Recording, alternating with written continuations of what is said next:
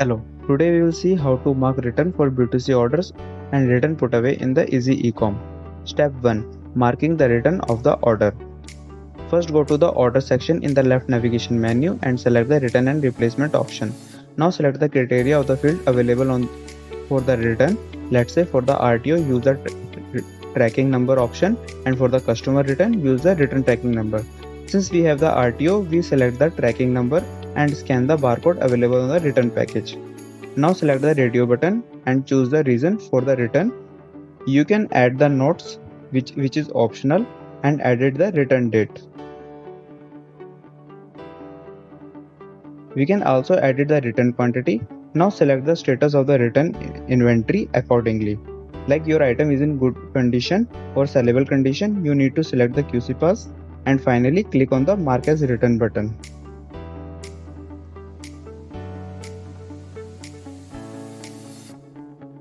Step 2. Return put away.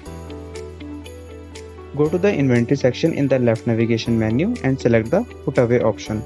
Here switch to the return tab and click on the bin against the respective SKU. Now add the inventory to put away and enter the bin name. The EN and MRP field are optional.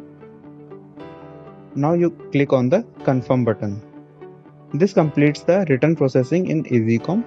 Thank you.